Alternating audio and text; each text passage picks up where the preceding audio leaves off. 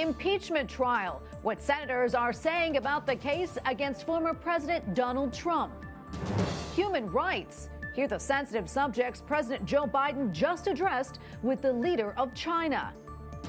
Human dignity. How the president of Italy's March for Life is preparing for this year's big event. And Catholic schools. How they're handling the ups and downs of the coronavirus pandemic. On EWTN News Nightly for Thursday, February 11th, 2021.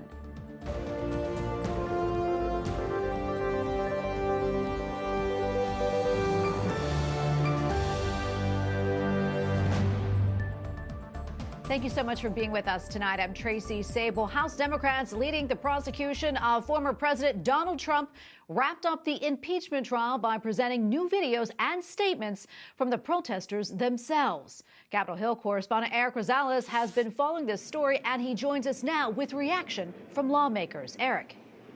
Well, Tracy, House managers ended up showing videos of those people who attacked the Capitol.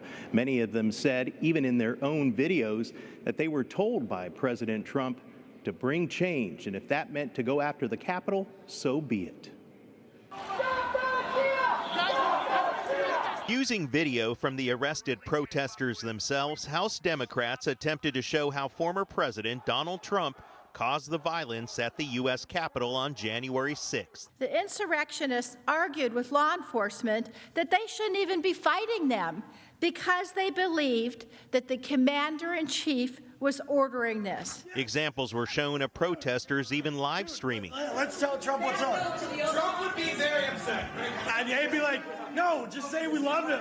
We love you, bro. No, he'll be happy. What do you mean? We're fighting for Trump. Democratic senators I spoke with say the former president must be held accountable. I cannot imagine right now what the evidence would be to clear Donald Trump, because the evidence so far has been so graphic and powerful.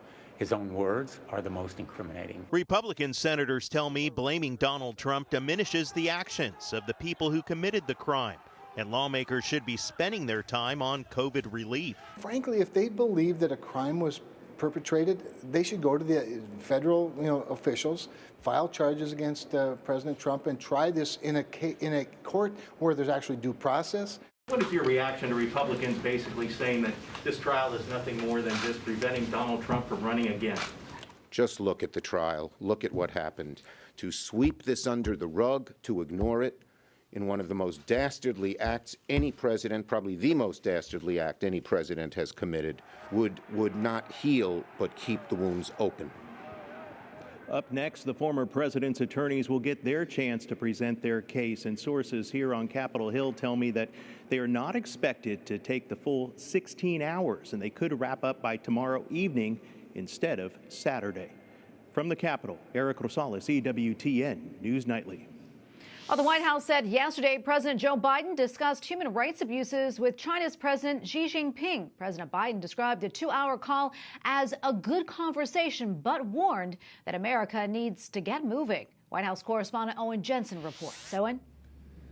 Tracy, good evening to you. Tonight, President Joe Biden says China is investing billions of dollars in rail and auto, and that the U.S. better step up.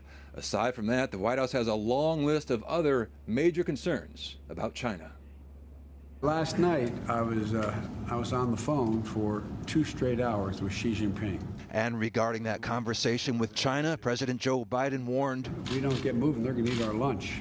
The two presidents discussed everything from COVID-19 to climate change and weapons proliferation. The White House adds President Biden underscored his fundamental concerns about Beijing's coercive and unfair economic practices, crackdown in Hong Kong, human rights abuses in Xinjiang, and increasingly assertive actions in the region, including toward Taiwan. Today, White House Press Secretary Jen Psaki said the president is committed to being clear and candid in his engagements and conversations with China, and emphasized the president wants to lead with a clear and compelling affirmative U.S. policy agenda, take steps to strengthen our own economy. That's something that is a primary focus of his. That means getting the pandemic under control. When it comes to trade between the U.S. and China, no major changes to announce, the tariffs staying put. On Wall Street, the markets are watching closely as businesses are eyeing how things develop between the world's two biggest economies.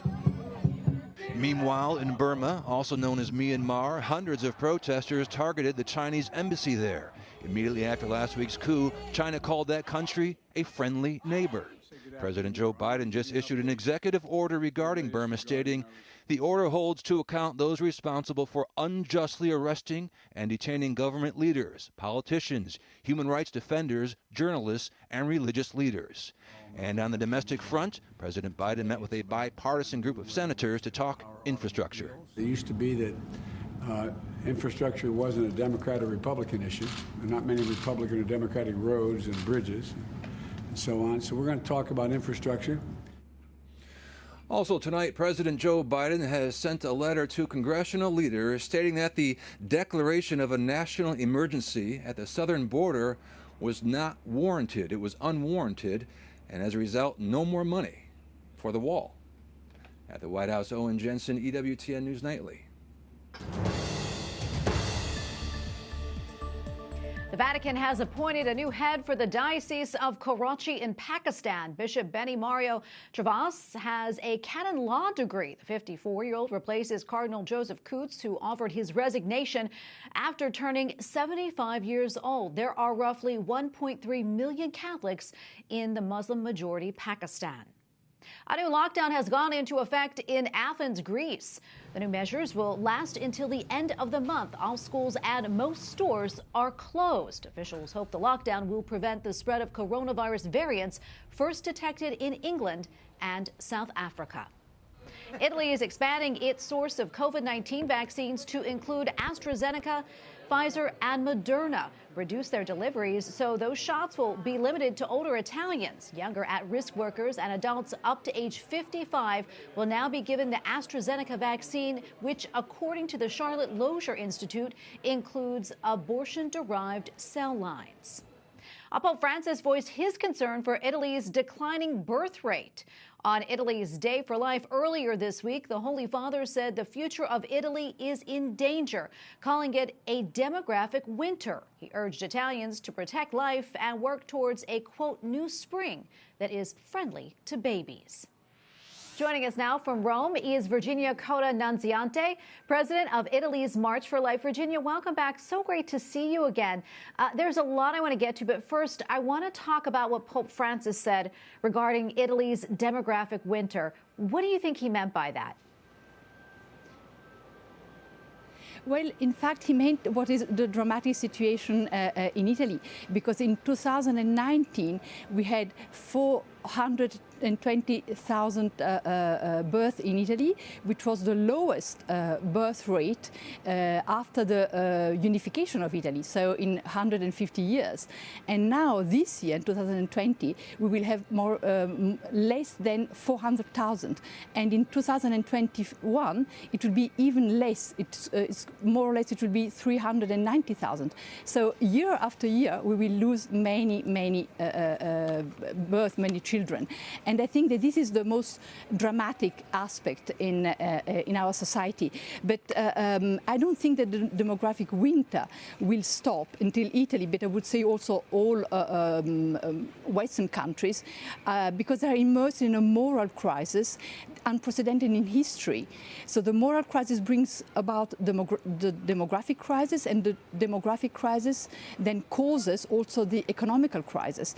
So, and I think that this moral crisis is especially due to a loss of values, which means the contemporary man is immersed in a profound hedonism, materialism, and so I think that they are so focused on material things that they've lost the idea of having having a family. Oh, Virginia, we probably have maybe a little over a minute left, but I do want to ask you, sort of on a different note, I know Italy's March for Life is coming up in May. What can you tell us about that and the preparations underway? Well, we are preparing the March for Life, yes, as we always do. We don't know exactly what will happen in May because of course the pandemic is not so sure if they will allow us to do the march. But in any case, we prepare as we always do, and now we are having in preparation for the march, we are having every 2 weeks webinars on In March for Life with, and so we are inviting people from this normal society, philosophers, journalists, lawyers, medical doctors, in order to tell us why it is important today to stand for life and to march for life. So this is the way we are preparing for the march on May the 22nd. Oh, Virginia Coda Nunziante, President of Italy's March for Life. Virginia, thank you so much for your time today. We really appreciate it. Thank you. Coming up, Catholic schools, how they're being impacted by the coronavirus pandemic, and church finances. Our next guest pushes back on a report from the Associated Press.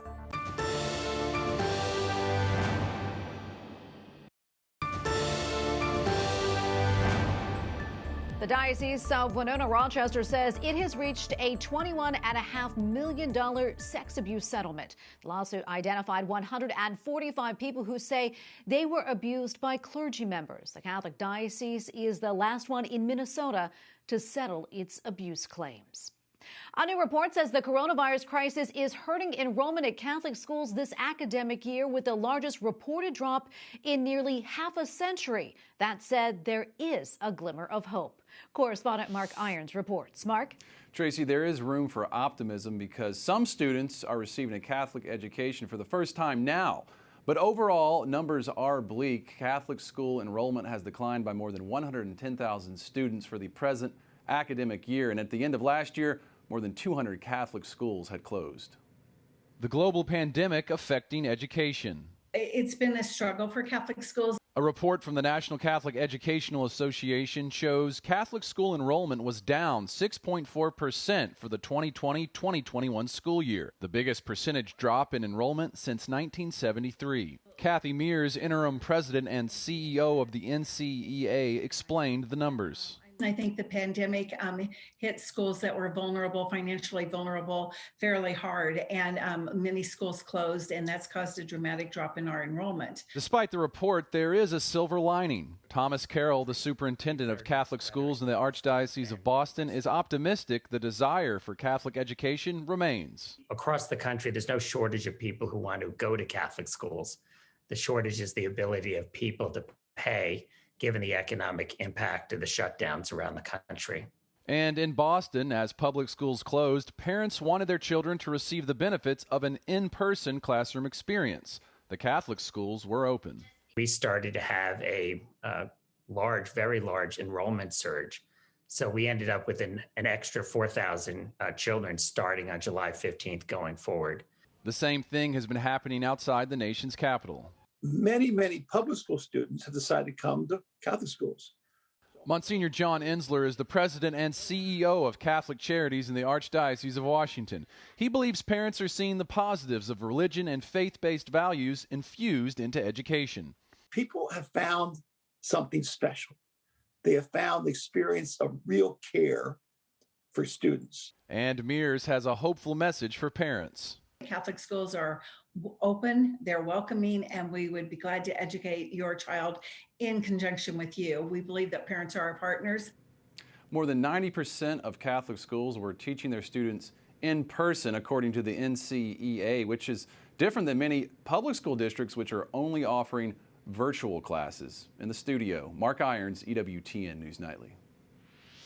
Well, tonight we take a closer look at the most recent Associated Press investigation into Paycheck Protection Program money received by Catholic dioceses here in the U.S. The AP story reads in part, quote, as the pandemic began to unfold, scores of Catholic dioceses across the U.S. received aid through the Paycheck Protection Program while sitting on well over $10 billion in cash, short-term investments, or other available funds. Joining me now on Skype to help us examine the AP's analysis is Andrew Robison, owner and president of Petrus Development, which has helped more than 100 Catholic ministries in their fundraising efforts. Andrew, welcome back. Always good to speak with you. You helped us take a look at this last investigative report by the AP on this subject. This new report, well, it doesn't assert that dioceses or other Catholic entities committed fraud or broke the law by applying for and receiving PPP loans, but it does seem to suggest that Catholic dioceses took those loans that they didn't need. What are your thoughts on the report, and what's the reality? So, Tracy, thanks for having me on to talk about this. You know, we talked about this back in the summer when the first report came out, and at the time I thought that it was, questionable reporting at best, and I think that this is the same. So really what this does is this goes to a misunderstanding of the structure of the Catholic Church. So the Catholic Church is made up of 1 billion Catholics around the world, right? Here in America, we have a number of Catholics here in America, but they are represented through 25,000 unique Catholic institutions. That includes parishes, dioceses, hospitals, Catholic schools, universities, ministries. And so those 25,000 unique Catholic institutions were the recipients of that PPP money. So to group all of those together and say the Catholic Church received $3 billion while sitting on $10 billion, which is another issue we could talk about, I think that is just a misunderstanding of the structure of Catholic Church. Yeah, you kind of just mentioned that, but I'm wondering if you talk a little bit more about that. You know, why the confusion there, and also how does canon law factor into it? Certainly. So parishes, high schools, Catholic hospitals, they are all separately incorporated. That means they have separate bank accounts, they have their own bylaws, they have their own mission. So we're all joined in communion as Catholics. We have a hierarchy through the Pope, through the bishops, through our parishes, but everybody within that hierarchy is able and encouraged. In fact, the Pope has encouraged, the Vatican has encouraged those institutions to manage their own finances themselves. And so actually what that does is that should give more confidence to us as Catholics who are supporting these institutions through that if we we just support heard an institution, whether that's our local parish, whether that's a Catholic high school, when we support that institution or that cause, that's where our funds go, and they won't be sucked up, or they won't disappear to another part of the church that we're not supporting directly right there. And so I think as donors, that really does give us confidence that we can support the Catholic organizations and institutions that we are intending to support with our financial dollars.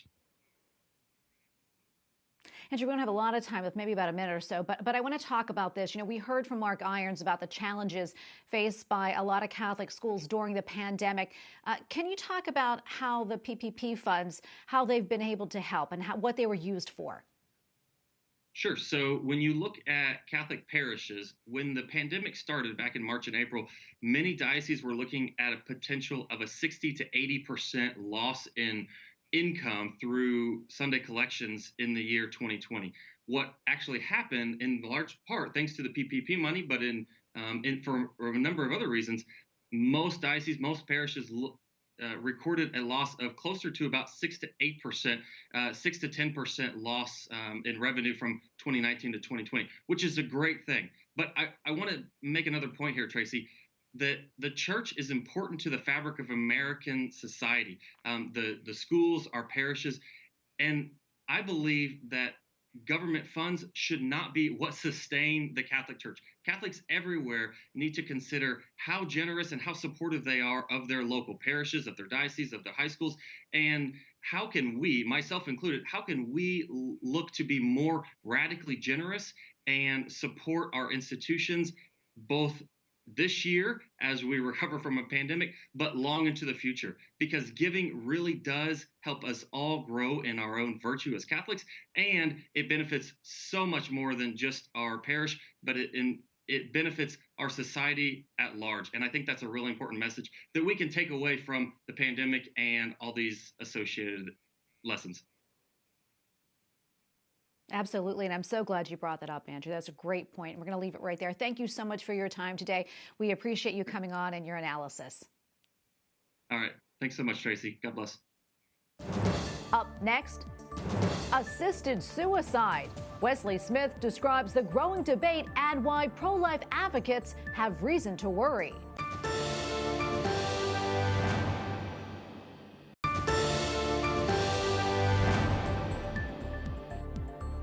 Lawmakers in Canada have voted to expand that country's assisted dying regimen. The amendment will allow individuals who fear losing mental capacity to make advance requests for medical help to end their lives. Voicing her support for the legislation, Senator Pamela Wallin, a member of the Canadian Senators Group who proposed the amendment, said in part, quote, "As someone with a history of dementia in my family, I seek the peace of mind that an advance request and consent to will provide." Wesley Smith, chairman of the Discovery Institute Center on Human Exceptionalism and consultant to the Patients' Rights Council, joins me now on Skype to talk more about this. Wesley, welcome back. Thanks so much for coming on and speaking with us.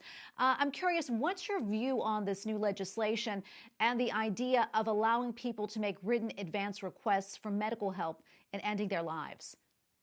Well, what you're talking about in Canada are lethal injection euthanasia. And when the law started there, it was supposed to be when death is reasonably foreseeable. But terminal illness is never the issue. The issue is getting people dead who want to die. And over time, these laws expand and expand to the point where in Germany now, there's a constitutional right to suicide and to assistance for whatever reason is required or desired. In Canada now, what they're going to do is they're going to allow somebody to prepare a written document, and then when they become incapacitated, regardless of how they may feel at that time, the doctor will be authorized to kill them with a lethal injection. They do that in the Netherlands, they do that in Belgium, and now they're about to do that in Canada. And what makes this particularly worrying is Canada is our closest cultural cousins. So what is happening there certainly can bleed down and start affecting the United States. Yeah, and I want to talk about that. You know, what we are seeing here in the U.S. at the moment, 7 states are currently considering bills that would legalize assisted suicide for terminally ill patients. And there are also proposed bills in Hawaii and Washington state looking to expand legal assisted suicide. What do you think is behind this, and what's at stake? Well, what's behind it is the ideology. The ideology is that killing is an acceptable answer to human suffering. And what's at stake is whether we're going to care properly for people with serious conditions, with disabilities, terminal illnesses, and so forth, or whether we're going to decide that we can abandon them and kill them. You know, the true meaning of compassion is to suffer with. Assisted suicide isn't about suffering with anybody. It's about discarding the problem. And by the way, California has just also seen a bill filed to expand the guidelines for assisted suicide, and also, by the way, to force doctors who don't wish to participate in assisted suicide to refer to doctors they know will when they're requested by a legally qualified patient. Here's the thing your audience needs to understand, that when activists say we're going to have protective guidelines to protect against abuse, as soon as the law becomes enacted, those protections are deemed obstacles or barriers, and the effort starts very quickly to begin to dismantle the things that we were told would protect people with vulnerabilities and protect people with disabilities. Wesley, thank you so much for your time today and talking with us about this very important subject. We really do appreciate it. Well, thank you for having me. And finally tonight, we introduced you to her yesterday, a religious sister in France who overcame COVID-19 last month. Well, today is her birthday, and she turns 117 years old. Sister Andre is believed to be the second oldest person in the world. Today, Mass was celebrated in her honor. She was also given an afternoon snack of baked Alaska, which is her favorite dessert, yum, and a phone call with her great-nephews and great-great-nephews. Sister Andre says the whole thing made her, quote, very, very, very happy. And that makes us happy. Happy birthday, Sister Andre. And we thank you for watching tonight. For the entire EWTN News Nightly team, I'm Tracy Sable. We leave you tonight with a little bit of the Mass from Lourdes on the feast of Our Lady of Lourdes. Good night and God bless.